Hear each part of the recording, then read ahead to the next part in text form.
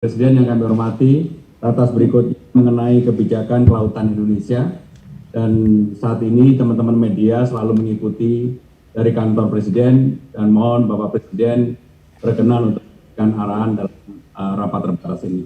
Kami persilakan Bapak Presiden. Rapat terbatas pada hari ini kita akan bahas mengenai kebijakan kelautan Indonesia. Dalam 5 tahun yang lalu, kita telah fokus bekerja untuk mengatasi aksi pencurian ikan, menjaga laut kita dari EU fishing, dan hasilnya kita lihat sudah nampak, selain pelestarian lingkungan yang terjaga, stok nasional ikan kita juga meningkat drastis, dari 6,5 juta ton menjadi 12,5 juta ton. Ini harus kita lanjutkan terus, tetapi kita juga tidak boleh berhenti sampai di situ. Stok ikan banyak, maka industri perikanan nasional kita juga harus semakin meningkat dan berkembang. Stok banyak, produksi perikanan tangkap juga harus meningkat. Stok banyak, ekspor perikanan kita juga harus meningkat.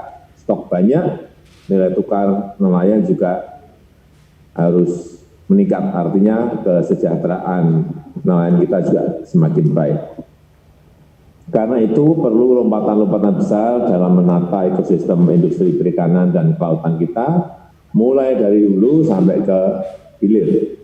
Pertama, saya minta industri perkapalan terus diperkuat, dan kapasitas daya saing industri perkapalan nasional juga terus ditingkatkan, sehingga mampu mendukung pergerakan industri perikanan kita. Yang kedua, kemudahan layanan perizinan. Saya dengar ini sudah cepat, tapi saya nanti minta laporan dalam prakteknya seperti apa, dengan tetap kita memperhatikan kelestarian sumber daya perikanan kita, sehingga perlu juga diikuti dengan pengendalian dan pengawasan yang baik. Jangan sampai hanya diberikan izin-izin namun tidak diawasi di lapangan, sehingga dampaknya justru akan merugikan kepentingan nasional kita. Yang ketiga, sumber daya manusia SDM, terutama yang berkaitan dengan akses permodalan, serta dukungan infrastruktur dan adaptasi terhadap teknologi baru. Ini perlu mulai dikenalkan.